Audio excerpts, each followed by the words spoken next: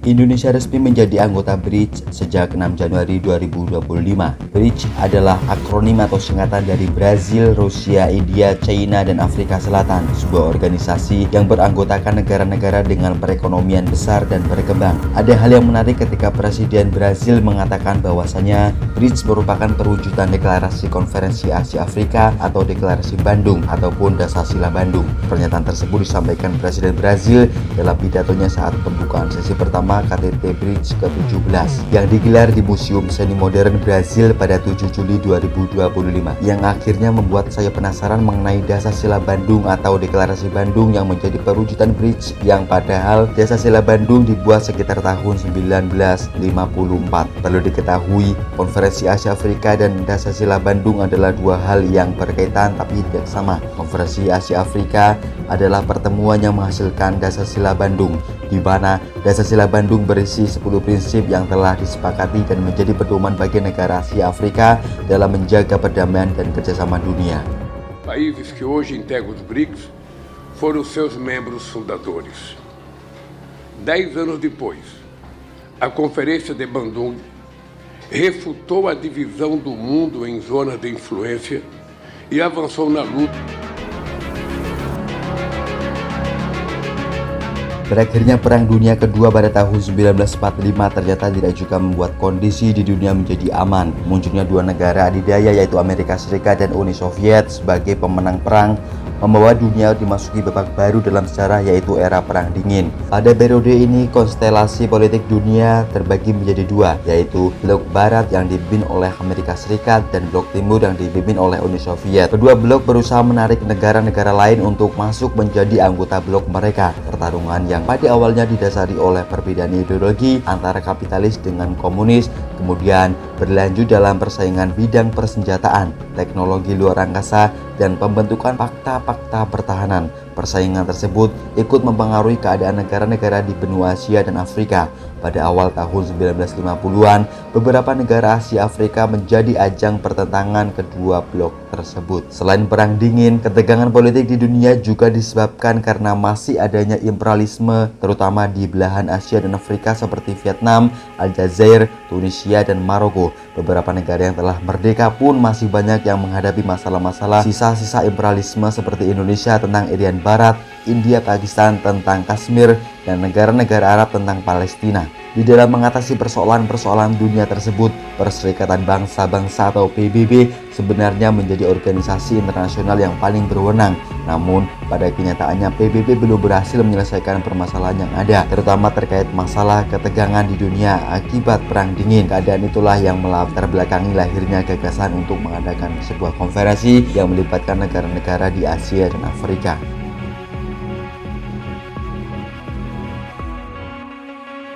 Terkait kondisi politik dan keamanan dunia yang masih mencekam, pemerintahan Indonesia merasa perlu bertindak untuk turut serta meredakan ketegangan yang disebabkan oleh pertentangan blok barat dan blok timur. Indonesia bersikap tegas dengan mengeluarkan kebijakan politik yang bebas dan aktif.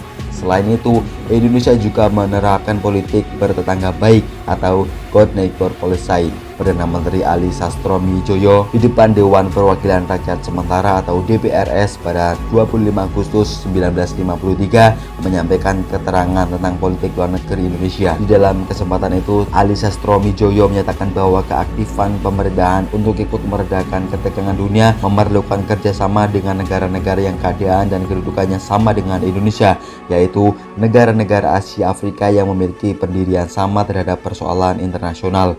Lebih lanjut, Ali Sastroamidjojo menjelaskan bahwa pada umumnya negara-negara Asia Afrika yang paling merasakan pengaruh dari Perang Dingin. Oleh karena itu, suatu usaha bersama harus dilakukan untuk membebaskan negara-negara Asia Afrika dari tekanan-tekanan yang disebabkan oleh Perang Dingin. Pernyataan tersebut mencerminkan ide dan kehendak pemerintahan Indonesia untuk mempererat kerjasama di antara negara-negara Asia dan Afrika. Pada awal tahun 1954, Indonesia mengundang beberapa negara. Undangan tersebut diterima baik oleh semua pimpinan pemerintah negara yang diundang.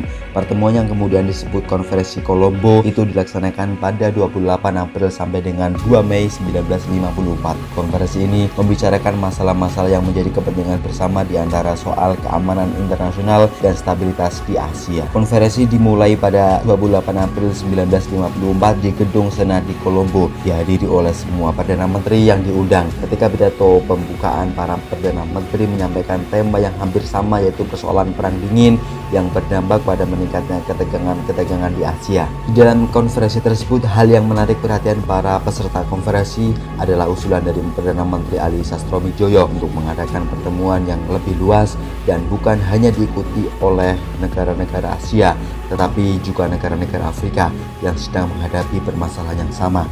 Pernyataan tersebut memberi arah kepada lahirnya konferensi negara-negara Asia Afrika.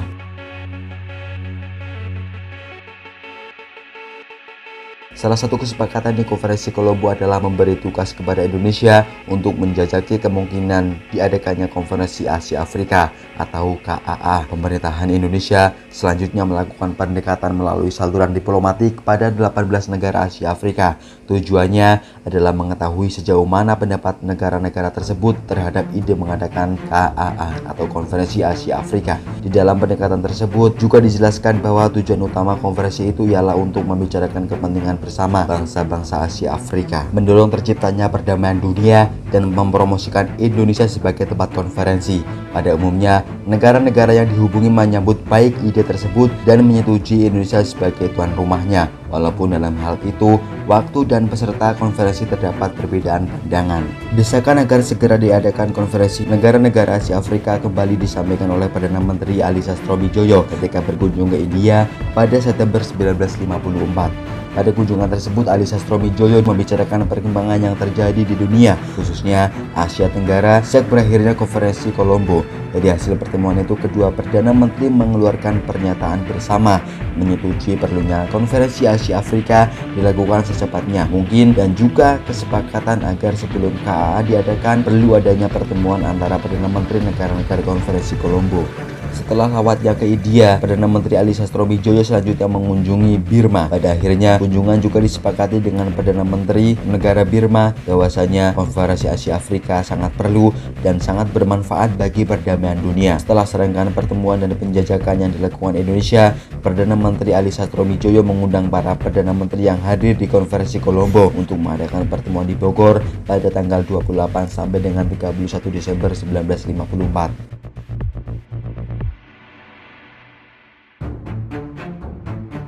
Di dalam persiapan pelaksana Konferensi Asia Afrika, Indonesia membentuk sekretariat konferensi yang diwakili oleh negara-negara penyelenggara.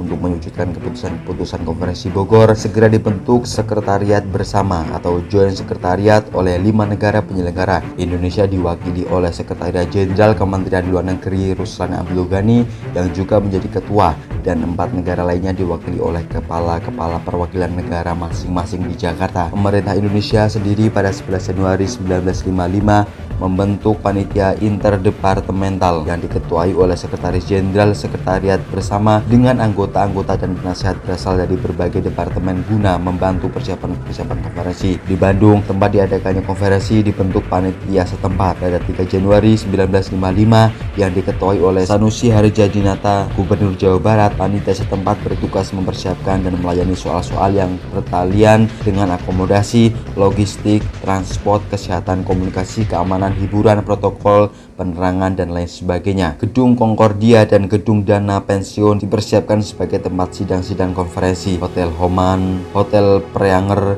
dan 12 hotel lainnya serta perumahan, perorangan, dan pemerintahan dipersiapkan pula sebagai tempat penginap para tamu yang berjumlah sekitar 1.300 orang. Di dalam kesempatan memeriksa persiapan-persiapan terakhir di Bandung pada 17 April 1955, Presiden Soekarno meresmikan pergantian nama Gedung Concordia menjadi Gedung Merdeka, Gedung Dana Pensiun menjadi Gedung Dwi Warna, dan sebagai Jalan Raya Timur menjadi Jalan Asia Afrika. Pergantian nama tersebut dimaksudkan untuk lebih menyemarakan konferensi dan menciptakan suasana konferensi yang sesuai dengan tujuan konferensi. Pada 15 Januari 1955, surat undangan Konferensi Asia Afrika dikirimkan kepada kepala pemerintahan 25 negara Asia dan Afrika. Dari seluruh negara yang diundang, hanya 1 negara yang menolak undangan itu, yaitu Federasi Afrika Tengah karena masih di bawah pemerintahan jajahan Prancis saat itu. Sedangkan 24 lainnya menerima baik undangan itu. Sebagian besar delegasi peserta konferensi tiba di Bandung melalui Jakarta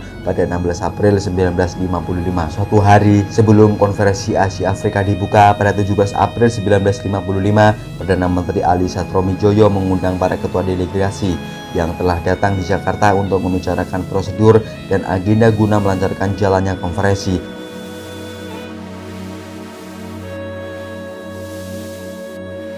Pada Senin 18 April 1955 sekitar pukul 8:30 waktu Indonesia Barat, para delegasi dari berbagai negara berjalan meninggalkan Hotel Homan dan Hotel Preanger menuju Gedung Merdeka secara berkelompok untuk menghadiri pembukaan konferensi Asia Afrika. Banyak di antara mereka memakai pakaian nasional masing-masing. Mereka disambut hangat oleh rakyat yang berdiri di sepanjang jalan Asia Afrika dengan tepuk tangan dan sorak-sorai riang gembira.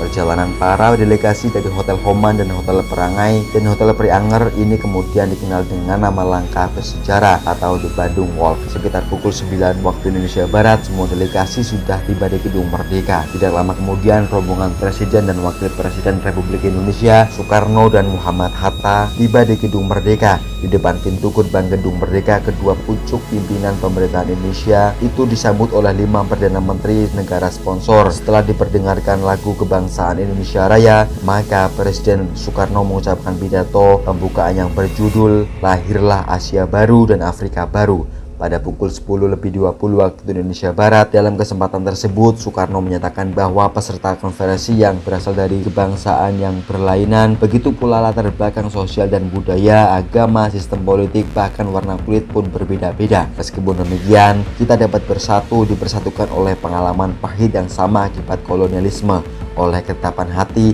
yang satu dalam usaha mempertahankan dan memperkokoh perdamaian dunia. Pada pukul 10:45 waktu Indonesia Barat, Presiden Soekarno mengakhiri pidatonya dan selanjutnya bersama rombongan meninggalkan ruangan. Perdana Menteri Indonesia sebagai pimpinan sidang sementara membuka sidang kembali atas usulan kedua delegasi Mesir, Perdana Menteri Gamal Abdel Nasir, yang kemudian disetujui oleh pimpinan delegasi Republik Rakyat Tiongkok, Yordania, Filipina, serta karena tidak ada calon lain yang diusulkan, maka secara aklamasi Perdana Menteri Indonesia terpilih sebagai ketua konferensi. Selain itu, ketua sekretariat bersama konferensi, Ruslan Abdul Ghani, dipilih sebagai sekretaris jenderal konferensi. Sidang konferensi terdiri atas sidang terbuka untuk umum dan sidang tertutup hanya bagi peserta konferensi. Dibentuk 3 komite, yaitu komite politik, komite ekonomi, dan komite kebudayaan. Semua kesepakatan tersebut selanjutnya disetujui oleh sidang dan susunan dipimpin konferensi adalah sebagai berikut.